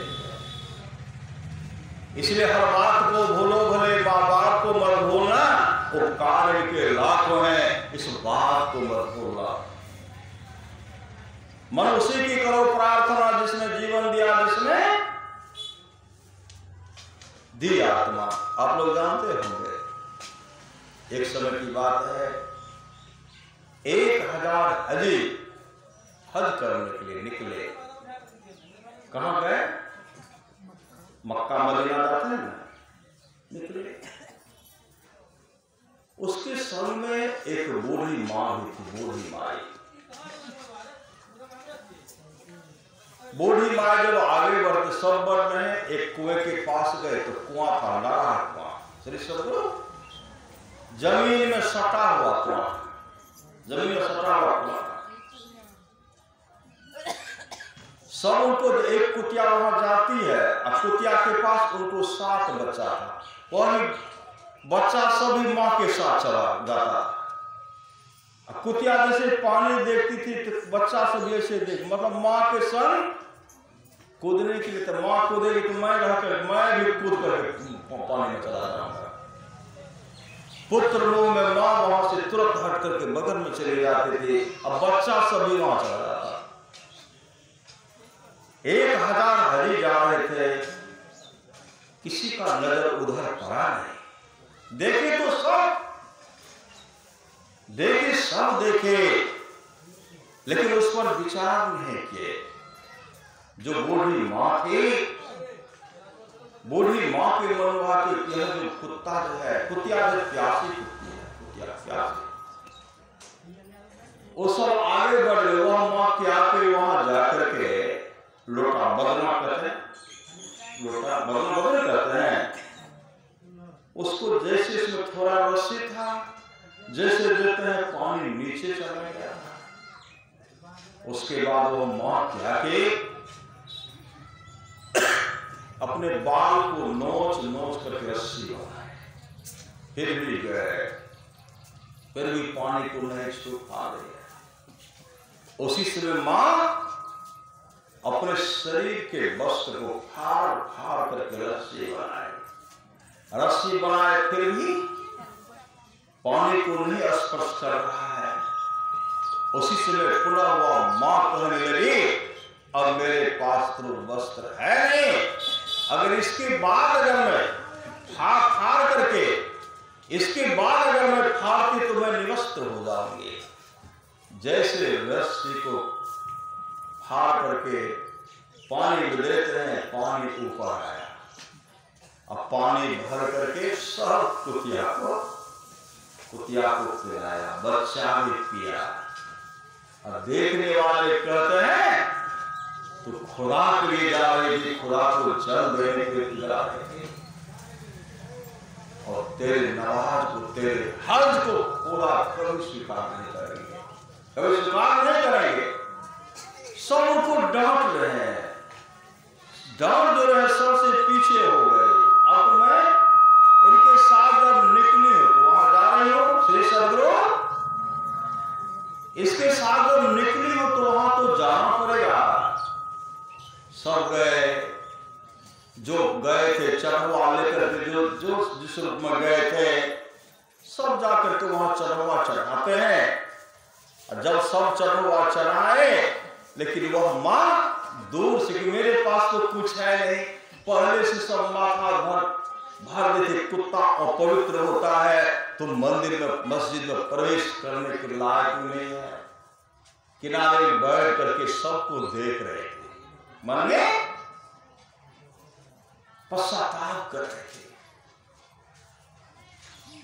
जब सब चढ़वा चढ़ा दिए, उसी समय आकाशवाणी होती है, तुम लोग 1000 हजी मेरे पास आए हो हज करने के लिए, 1000 में से 999 का हज स्वीकार नहीं किया गया। उसी का हज स्वीकार किया गया जो एक बूढ़ी मां ने कुतिया को पानी पिलाया, उसी का हज स्वीकार किया गया। सारे के सारे लज्जित हो गए। यह सदा प्रेम है। जीवित पिता को दंगम गंगा, मरे पिता को चावे गंगा। जीवित अवस्था में माता पिता का सेवा नहीं करते हैं, माता पिता दाने दाने के लिए, एक बूंद पानी के लिए तरस रहे हैं, लेकिन पुत्र श्री सदगुरु पानी, आप 1 गिलास पानी दीजिए, आपके लिए 1000 गिलास पानी होगा। लेकिन सेवा करेंगे तब तो, सत्संग करेंगे तब तो, जिसको जीवन मिला सत्संग है, उसको हर घड़ी आनंद ही आनंद है। आनंद चाहते हैं, कल्याण चाहते हैं, करिए नित सत्संग को, बाधा सकल मिटा, यह अवसर फिर ना मिले, दुर्लभ नर्तन पाए। भगवान श्री राम कहते हैं, जो पर लोक यहाँ सुख, जब यदि परलोक और इस लोक में सुख चाहते हो, सुनी मम वचन हृदय दृढ़ गहो, सुलभ सुखद मार्ग यह भाई, भगति मोर पुराण श्रुति गाई, भगति सुतंत्र सकल सुख खानी, बिनु सत्संग न पावे प्राणी। आप लोग जानते होंगे,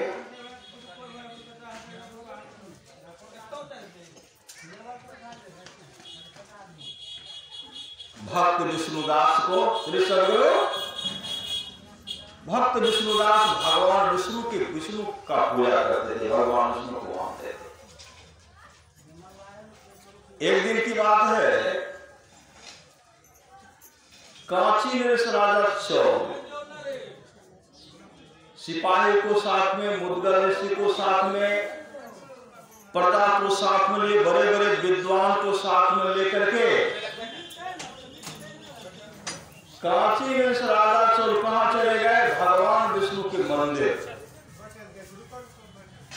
भगवान विष्णु के मंदिर पहुंचे, मंदिर में प्रवेश करके कांची नरेश राजा चौल क्या करते? वहां चढ़वा चढ़ाए, भगवान विष्णु के चरण पर उठा, वहां सोना चांदी हीरा जवाहरात चढ़ाए, आंख बंद किए हुए, हमसे बढ़ करके कोई नहीं, बोलो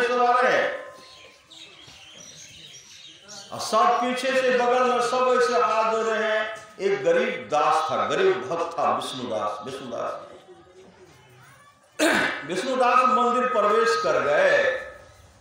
जो राजा चढ़वा चढ़ाए थे उस पर विष्णुदास गरीब भक्त थे, वह क्या कि उस पर भगवान विष्णु के चरण पर फूल चढ़ा दिए। फूल जैसे फूल चढ़ाए, श्रद्धा से प्रेम से चढ़ाए थे, प्रेम से श्रद्धा से चढ़ाए थे। राजा जब आंख खोलते हैं तो देखते हैं मेरे चढ़वा का किसने अपमान कर दिया। हम जो चढ़ाए, मेरे चढ़वा का किसने अपमान कर दिया, मेरे चढ़वा का अपमान कर दिया किसने? बगल में देखते हैं गरीब विष्णुदास, शरीर पर वस्त्र भी नहीं है, ऐसे हाथ जोड़े हुए, आंख बंद किए हुए हैं। कांची नरेश राजा चौल जब देखे, उनको डांटने लगे, तुम्हारी ये हिम्मत कि मेरे बराबरी तुम मंदिर प्रवेश कर गया, मेरे बराबरी में मेरे चढ़वा का तुमने अपमान किया है। कांची नरेश राजा चौल उनको डांटने लगे, मंत्री भी डांट रहे हैं, सिपाही भी डांट रहे हैं, विद्वान पंडित सब भी डांट रहे हैं, प्रजा सब भी डांट रहे हैं। विष्णुदास कुछ नहीं बोलते, विष्णुदास कुछ नहीं बोलते, वो श्रद्धा से चढ़ाए थे। एक स्पर्धा चली, बड़ा कौन? राजा पद में बड़े थे, धन में बड़े थे, लेकिन भक्त में भी मैं ही बड़ा हूं। राजा के मन में हो गया बड़ा मैं हूं मैं, क्योंकि मैंने भगवान को हीरा चढ़ाया, सोना चढ़ाया, जवाहरात चढ़ाया। इस तरह जो मन में सोचे, राजा गए अपने घर, वो क्या कि हवन प्रारंभ किया। हवन होता है ना, कई नाम धुन हो रहा है, नाम कीर्तन कर रहे हैं, हवन हो रहा। हवन पर अच्छा तेल घी, क्या सरल पूरा जल गाय का घी जलते हैं ना, हवन हो रहा, नाम धुन हो रहा है, विद्वान पंडित सबको बुला करके कर रहे हैं। राजा फूल नहीं सवार हैं, हमसे बड़ा तो कोई है ही नहीं, हम तो बहुत बड़े वक्त पे हैं। इस तरह जो चढ़ाए, गरीब भक्त विष्णुदास के मन में हुआ, जब राजा ये चढ़ाते हैं मैं भी चढ़ाऊंगा। क्या चढ़ाए? वो क्या चढ़ाएंगे? विष्णुदास के मन हुआ हम रोटी बना करके अपने इष्ट को चढ़ाएंगे। रोटी, कर्माबाई का खिचड़ी के बारे जानते हुए, कर्माबाई की खिचड़ी को भगवान कृष्ण करके खाते। जब तक जगन्नाथपुरी में कर्माबाई का खिचड़ी नहीं जाता था, तब तक भोग नहीं लगता था, और भगवान कृष्ण किसे मांग करके खाते थे। कर्माबाई तू अपना खिचड़ी मुझे दे दे, खिचड़ी खाने में बहुत आनंद आता। ये प्रेम शाखा नहीं है, जो प्रेम रस शाखा नहीं, अमृत पिया तो क्या हुआ, उपकार में सिर दिया नहीं, जुग जुग दिया तो क्या हुआ। देखी गुलिस्ता ओसिता, मतलब न पाया शेख का, सारी किताबें याद कर हाफिज हुआ तो क्या हुआ। विष्णुदास की मन हुआ, ये लोग राजा के पास व्यवस्था है तो राजा एक कर रहे हैं, मैं भी अपने इष्ट के लिए रोटी बना करके चढ़ाऊंगा। विष्णुदास रोटी बनाए स्नान करके रोटी बनाए, फिर वहां पर स्नान करके रोटी बनाया हो, स्नान कर लेता हूं क्योंकि मंदिर प्रवेश करूंगा, स्नान करूंगा तब रोटी चढ़ाऊंगा। रोटी बनाए और फिर स्नान करने के लिए जब स्नान करके आते हैं तो रोटी हो गई चोरी, रोटी चोरी हो गई। विश्वास करते हैं मेरी रोटी किसने चोरी की? अच्छा, आज मैं भगवान को नहीं चढ़ा पाया, कल चढ़ाऊंगा। कल रोटी स्नान करके रोटी बनाए, फिर स्नान करने के लिए गए, जब स्नान करके आते हैं रोटी हो गई चोरी। एक दिन नहीं, छठे दिन तक चोरी हो गई। 7वें दिन स्नान करके रोटी बनाते हैं, फिर स्नान करने के लिए कहा अंतः प्रेरणा हुई विष्णुदास, अरे रोटी बनाते हो, तुम्हारी रोटी चोरी हो जाती है, आखिर में चोर को कब पकड़ोगे? चोर को भी तो पकड़ना है।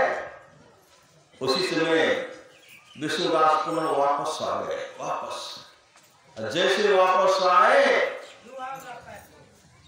देखते हैं दीनहीन है, अस्थि पंजर सटा, हड्डी झलक रहा, मुंह में स्याही पड़ा, पांव में विवाद, पांव फटा हुआ है, उनके हाथ में रोटी है। रोटी लेकर के भाग रहे थे। उसी समय विष्णुदास कहते हैं आखिर में चोर पकड़ा ही गया। श्री सदगुरु, आखिर में चोर पकड़ा ही गया। विष्णुदास आते हैं, दीनहीन के हाथ में रोटी है, विष्णुदास घी का कटोरा लेकर के पीछे से दौड़ते कहता तीर्थो रुको, सूखा मत खाओ, घी तो लगा करके खाओ। घी का कटोरा लेकर के दौड़ रहे हैं और वह दीनहीन भाग रहा है, फिसल करके गिर गए। तब तक विष्णुदास वहां पहुंचते हैं, दीनहीन एक हाथ ऐसे किए है, एक हाथ ऐसे, जिस हाथ में रोटी ऐसे किए हुए है। विष्णुदास उनके हाथ से रोटी लेते हैं और घी के कटोरा में डुबाते हैं और जैसे उनको खिलाते हैं, ठूस ठूस करके खिलाते हैं। सामने में शंख गदा चक्र पद्म रखा। कौन थे? साक्षात भगवान विष्णु थे। साक्षात भगवान विष्णु, भगवान प्रकट, भगवान विष्णु प्रकट हो गए। भगवान विष्णु का जो रूप स्वरूप था, वही रूप स्वरूप भगवान विष्णु विष्णुदास हो गए। विष्णुदास हो गए। विष्णु लोक से विमान आया, विमान पर बैठा करके भगवान विष्णु का पार्षद आए, हरि कीर्तन करते हुए। भगवान विष्णु विष्णुदास एक ही जगह विमान पर बैठे, हरि कीर्तन करते हुए उनको वैकुंठ विष्णु लोक लेके चले गए और विष्णु लोक का प्रथम द्वार पाल उनको बनाए। इस सब का प्रेम है। ये तो प्रेम की बात हो, तो बंदगी तेरे बस की नहीं है। यह श्रद्धे के होते हैं सौदे, आस की इतनी सस्ती नहीं है। ये तो प्रेम की बात हो, तो बंदगी तेरे बस की नहीं। ये सब का प्रेम।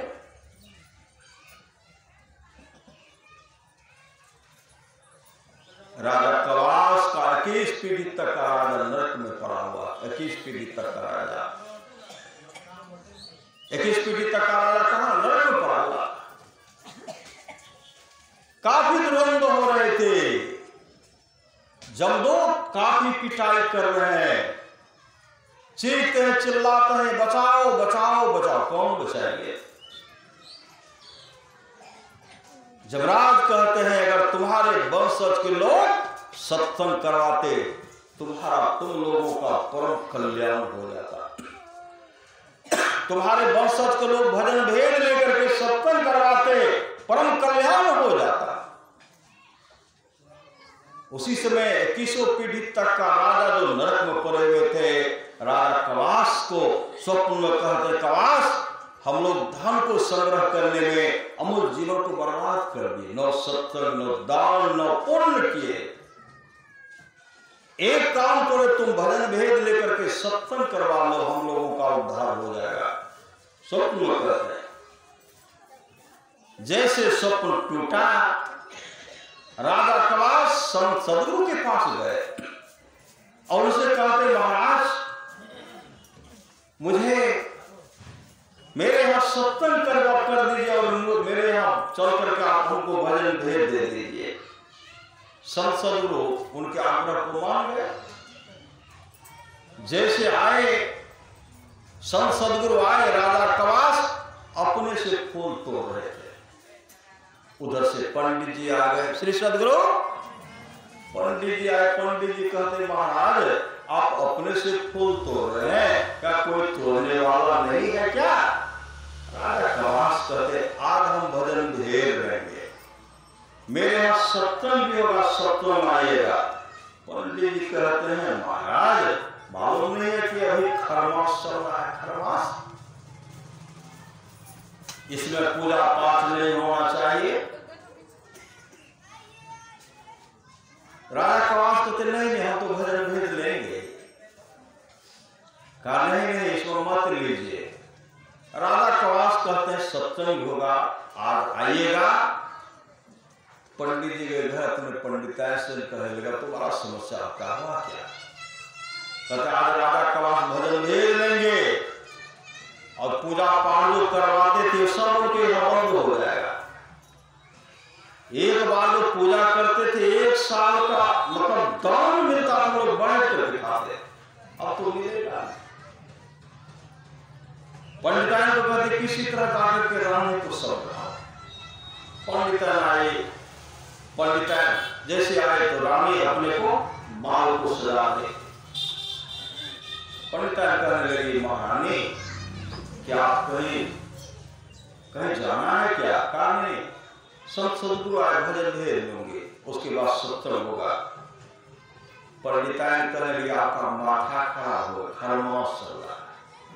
राजा साहब का कहना भजन भेद नहीं लूंगी तो डांटे। कहा संभाल जाइए श्री सदगुरु, संभाल जाइए, राजा साहब भजन भेद लेंगे, वो बैरागी बन जाएंगे, सन्यासी बन जाएंगे, जंगल में जाकर के तपस्या करेंगे। आप राजपाट को संभालिएगा और दूसरे राजा चढ़ाई करेगा, आपको बंदी बना करके लेके चले जाएंगे।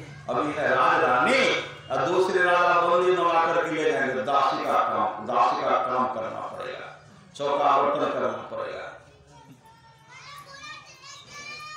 लिखा हुआ जीवन में दुख तो सुख कहां से होगा, मैं तो समझाने के लिए।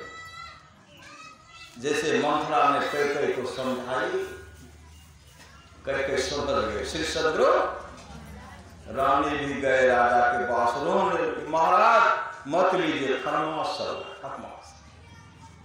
कहा नहीं भजन भेद तो लेना। कहा महाराज मत लीजिए, विचार बदल दिए। श्री सदगुरु विचार बदल दिए, गए सब सदगुरु के पास, कहते महाराज आज भजन भेद हम नहीं लेंगे, सत्संग भी रहेगा, छोड़ दीजिए। सब सदगुरु चले गए। जैसे गए नरक में, जो किशोर पीढ़ी तक का राजा जो नरक में पड़े हुए थे, मुग्धर चलने लगा, कुटाई होने लगी, बचाओ बचाओ बचाओ। उसी समय देवर्षि नारद वहां थे। देवर्षि नारद कहते हैं, अरे अभी तुम्हें कितना शांत वातावरण था, कितना माहौल शांत था, ये पिटाई क्यों कर रहे हो? ये रुलाई हो रही, पिटाई क्यों कर रहे हो? जमदूत कहते हैं, राजा कवास आज भजन भेद लेने वाले थे, भजन भेद। भजन भेद लेकर के उनके यहां सत्संग होता, सत्संग।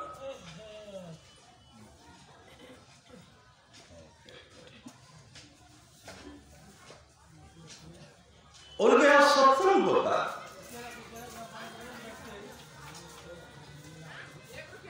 उनके यहां सत्संग होता। लेकिन पंडित जी के बहकावे में भजन भेद भी नहीं लिए, सत्संग भी नहीं हुआ। इसलिए जमराज ने कहा खूब कुटाओ, कुटाई करो, खूब कूटने लगे। गीता गोस्वामी कहते, ओ गंगा राम तेरा सुनना पिंजरा पुराना हो गया, तुम बैठा है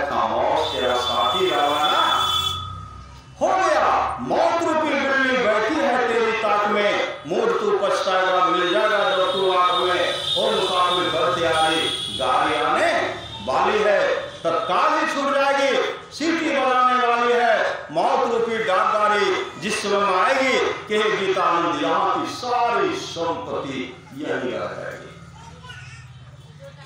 रे मन मुसाफिर निकलना पड़ेगा, कहने ले जाएंगे, निकलना पड़ेगा। रे मन मुसाफिर निकलना पड़ेगा, काया कोठी को खाली करना पड़ेगा, भाड़े के क्वार्टर को क्या तू संभाले, या भाड़ा अवसर मिला है, भाड़े के क्वार्टर को क्या तू संभाले, जिस दिन तुझे घर का मालिक निकाले, इसका किराया भी भरना पड़ेगा। आएगी नौकरी जमानत न होगी, पल्ले गढ़ कुछ अमानत न होगी, होकर के कैद तुमको चलना पड़ेगा, काया कुटी को खाली करना पड़ेगा। जमराज को जब तुम अदालत चढ़ोगे, पूछेगा मालिक तो क्या तुम कहोगे, पापों की अग्नि में जलना पड़ेगा, काया कुटी को खाली करना पड़ेगा। मेरी मत मानो, जमराज का मानेगा, तेरा कर्म द्वारा तुझे मार भगाएगा, घोर नरक में दुख सहना पड़ेगा, काया कुटी को खाली करना पड़ेगा।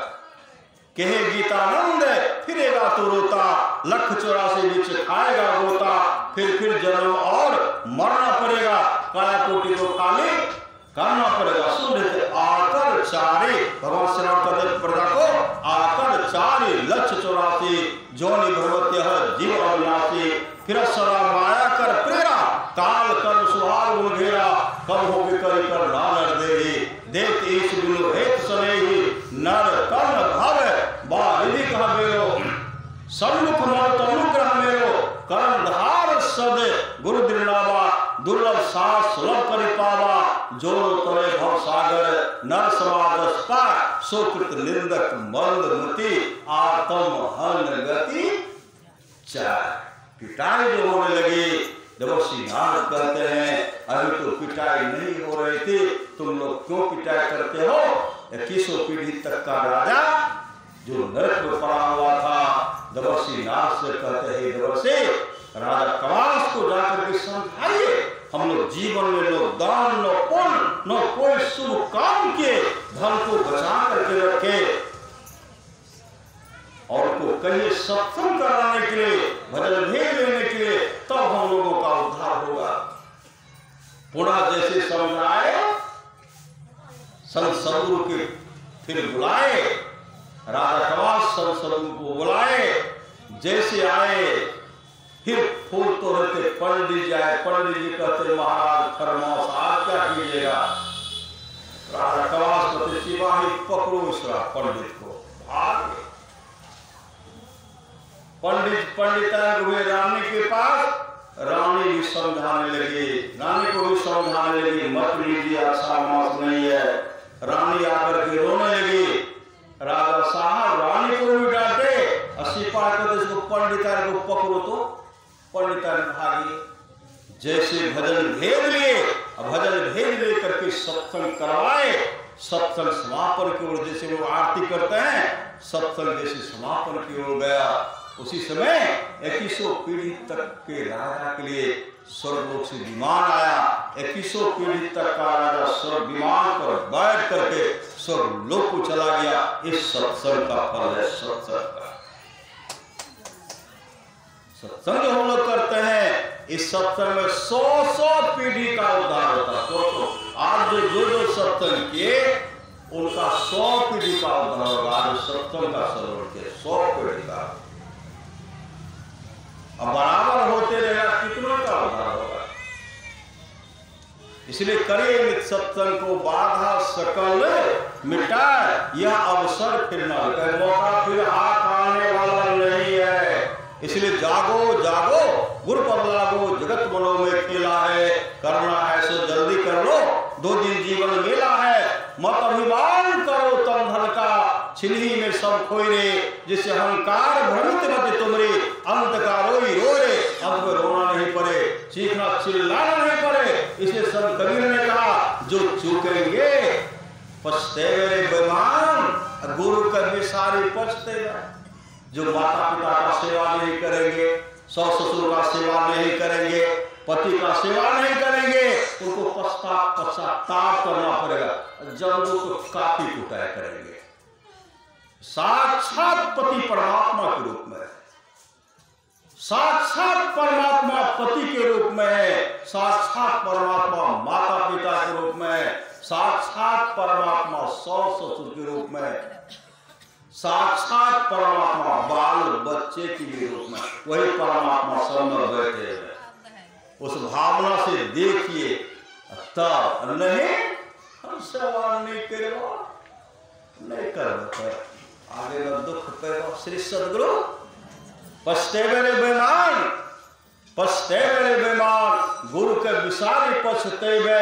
अरे जले हीरा मोती संपत्ति बहुत, सावधान ठाव में रह तो ऐतो जमा दो, कामों नहीं दे तो रामाई बात भाई, पुतली उलटी जे तो बेहतर देवे, शराब पिएगी, उस मुंह में क्या करेंगे, तेजाब डालेंगे। सास ससुर को पति का कटु शब्द का प्रहार करेंगे, पत्नी को भी कटु शब्द का प्रहार करेंगे, उनको भी बहुत सताए जाएंगे। श्री सदगुरु ऐसी वाणी ऐसी बोलिए, मन का आपा खोए और तो शीतल करे, आपको शीतल खोए। कामों नहीं दे तो तोरा माई बाप भाई, पुतली उलटी जे तो बेहतर देवे बाय। आगो आगो कहरिया भैया डोरिया लेने जाए, पाछू से जमरिया डंडा देने जाए। कहत कबीर सुनो हो साधु भाई, अवसर बीतल जैसा करी ले समीक्षा। अमर मुनि का उपदेश 100 काम को छोड़ करके स्नान करना चाहिए, 1000 काम को छोड़ करके भोजन करना चाहिए, लाख काम को छोड़ करके सत्संग करना चाहिए, करोड़ों काम को छोड़ करके अपने जीवन की बार दौड़ को सदगुरु के हवाले करना चाहिए। सत्संग नित्य और ध्यान नित्य करना चाहिए। भगवान श्री कृष्ण की वाणी है, निष्पाप उद्धव जी, कोई कितना भी अश्वमेध यज्ञ कर ले, कृष्ण आदि आदि व्रत कर ले, उसके द्वारा सुलभता से प्राप्त नहीं होता। बस एक सत्संग ऐसा दरिया है जिसके द्वारा सुलभता से प्राप्त हो जाता, उस भक्त के वश में हो जाता और उस भक्त का परम कल्याण हो जाता। परमार्थ समाज की मांगी है, जिसके आसपास में सत्संग हो, वहां के लोग घर में बैठे रहे, सत्संग में नहीं आवे नहीं जाए, समझिए ऐसे लोगों का भाग संस्कार बहुत गिरा हुआ। जो लोग बहुत दिनों से सत्संग करते आ रहे हैं, अभी कर रहे हैं, आगे भी करेंगे, वे सभी महासुख के भाग देते। आज का सत्संग अपने पिताजी के कंचन दीदी अपने ससुर के, ये अपने पिताजी के पुण्यतिथि का अवसर सत्संग कराते। जिनके प्रथम पुण्यतिथि का अवसर पर सत्संग होता है, कहते पापी से भी पापी अगर हो, अगर उनके लिए सत्संग का आयोजन किया जाता है, सत्संग के प्रभाव से नरक लोक से निकल करके स्वर्ग लोक को चले जाते। जो पुण्यात्मा है, जिनके घर में हमेशा सत्संग होते रहता है, उनके पुण्य का कोई अंदाजा नहीं है। ऐसे पुण्यात्मा पुण्य लोक की प्राप्ति करते हैं और उनको जीवन में कभी दुख का मुख नहीं देखना पड़ता है। हम लोग इसमें कुछ दान पुण्य करने करते हैं, हम दान करते हैं, तरह तरह का दान करते हैं। करने के बाद में राजा कर्म सिर्फ सोना दान के, सोना दान। राजा कर्ण का जब शरीर छूटा तो उनके सामने जब जमराज के पास गए, उनको जोरों की भूख लगी। कहते महाराज जोरों की भूख लग गई है। तो जमराज क्या कहते, बहुत बड़ा थाल में सोना परोस के देते हैं, खाइए। कहा महाराज इस सोना कैसे खाया जाएगा? कहा अपने जीवन में अन्नदान नहीं किए, प्यासे को पानी भी नहीं, कभी भूखे को भोजन नहीं कराए, आपने सिर्फ सोना दान किया। तो बहुत सहस्त्र गुना वर्धित होकर के सोना आपके पास है, सोना खाइए कर्ण काफी उदास हो गए। कर्ण जमराज से कहते महाराज मुझे मौका दीजिए, 15 दिन का कम से कम मौका दीजिए। जमराज उनको मौका दिए, पुनः मृत्यु लोक आए। मृत्यु लोक आकर 15 दिन तक लगातार भंडार सत्संग भंडार कराते रहे। 15 दिन तक चलते रहे। जब यहां से गए वहां जब भूख लगी तो तरह तरह का जो भोजन, यहाँ सुंदर सुंदर भोजन कराए थे, थाल में सड़ा हुआ है। अरे सदगुरु, इसलिए आपके जीवन में दान हो, पहला रोटी, कोई साधु है तो साधु खिलाइए, वृद्ध घर में वृद्ध है उनको खिलाइए। तो पहला रोटी गाय को दीजिए, दूसरा रोटी कुत्ता को दीजिए और तीसरा रोटी कौवा को दीजिए। आपके जीवन में कभी अन्न की कमी होगी नहीं। अच्छे अच्छे लोग को जाएंगे, वहां भी आपको भूख प्यास नहीं सताए। इसलिए कोई भिखारी या तो उनको दीजिए।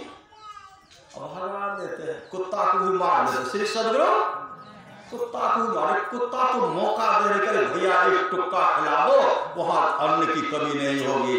लेकिन बहुत आदमी श्रद्धा से खिलाते हैं, बहुत आदमी गाय को भी देते हैं, कुत्ता को भी देते हैं, कौवा को भी देते हैं। अब कुछ आदमी कुत्ता जैसे आए, गर्म पानी गर्म है देह पर डाल दिए, अग्नि है डाल दिए।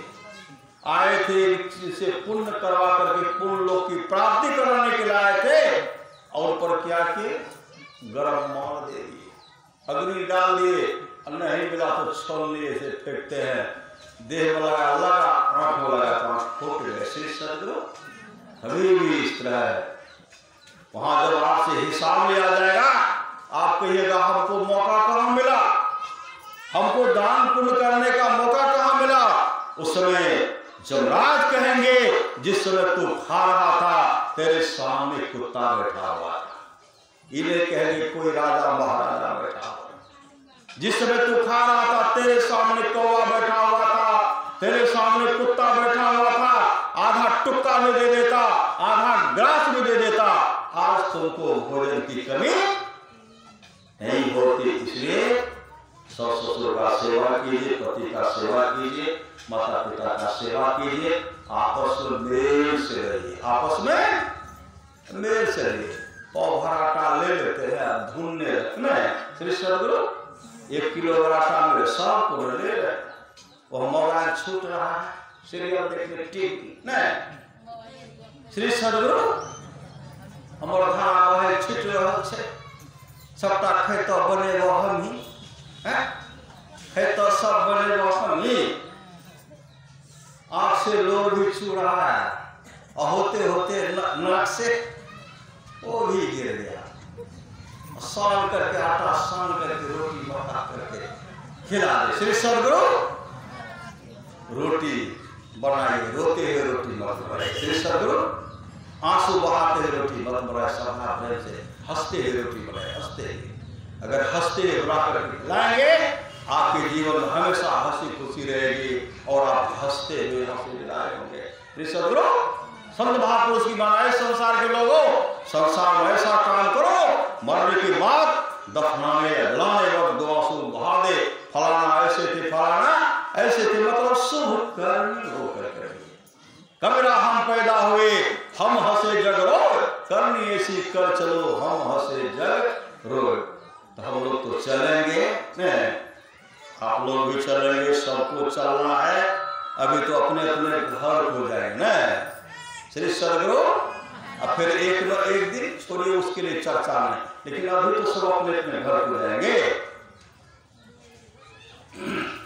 संत महापुरुष की वाणी है, एक सोहर है। श्री सदगुरु, यही जगवा में सब ही मुसाफिर,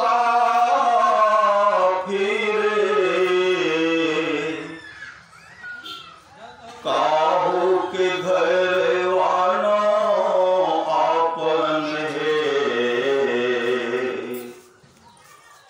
सखिया है सांझ डेरवा टोटले हटियाओ सरी जैते है सखिया है सांझ परते डेरवा टोटले हटियाओ सरी जैते है जब जब सोधे आवे वही घर के छतिया धर किए उठे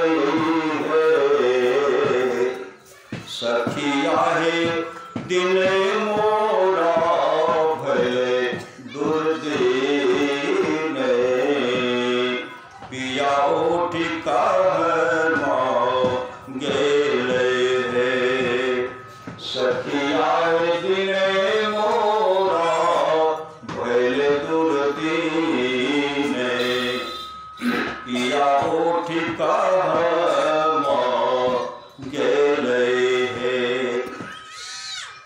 रोबत रोबत नैन भेल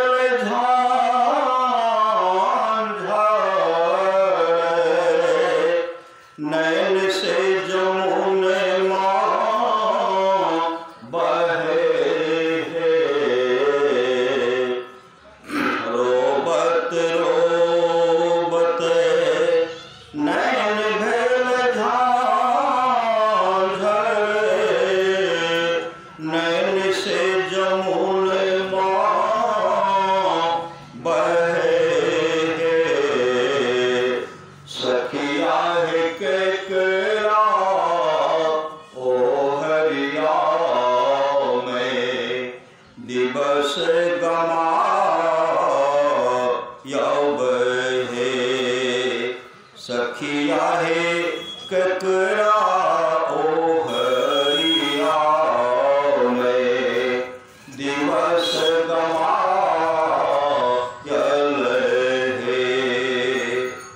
केकरा पुकार बड़े भरोसा सब ही बिराना जगवा महे सखिया है खबरियो कछो वही दिन के कौन कराल करलो है सुंदर दे है देख जन